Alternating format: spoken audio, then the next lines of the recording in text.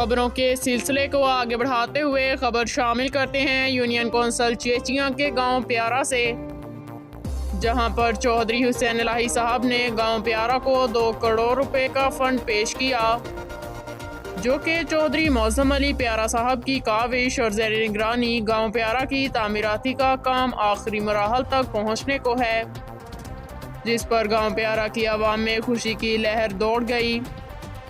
जिस पर चौधरी करीम फाजल प्यारा ने चौधरी मौसम प्यारा और मीडिया को इंटरव्यू देते हुए अपने बयान में क्या कहा, देखिए इस रिपोर्ट में। साढ़े एरिए वास्ते इन्ना तरीकी बजट दिता है, उसके बाद जनाब असीं शुक्रिया अदा करने चाहिए मौसम प्यारा साहब का, जिन्हों की कोशिश नाल जनाब मेरी प्यारे के इन्ना बजट आया। अज तक साढ़े पिंड के जनाब 2 करोड़ रुपया अजे तक किसी ने नहीं आया। सब भाइयों का शुक्रिया अदा करने। उस तो बाद पूरे पिंड के तरीकी काम हो रहा है। किसी भाई की कोई भी साढ़े ते इतराज नहीं आ रहा है कि मेरी गली बनी या नहीं बनी है। किसी बंदे ये तक के नहीं आके क्या कि जनाब मेरी कोई कंप्लेन।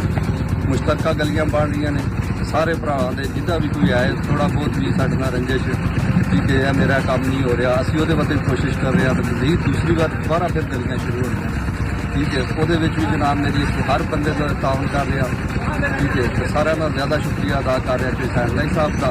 इंशाअल्लाह जिस वे प्यारे दे काम मुकम्मल होता है तो असीं उन्हां वास्ते जनाब मेरी एक जलसे का प्रोग्राम रखांगे। ਉਹਦੇ ਵਿੱਚ अपने सारे संग धड़े ਨੂੰ ਲੈ ਕੇ जनाब मेरी शामिल होवांगे और उन्होंने इस्तकबाल करांगे ठीक है। फिर दोबारा एक बार जनाब मेरी सारे क्यादत का शुक्रिया अदा करने, यूसी चेचियां की काबलीत का शुक्रिया अदा करने और बिलखसूस जनाब मेरी इस मौसम प्यारा साहब का शुक्रिया अदा करने कि जिन्हें साढ़े एरिए के इन्ना तरीकी बजट लिया और साढ़े काम काज जोड़े बेहतरीन तरीके असर अंजाम देते।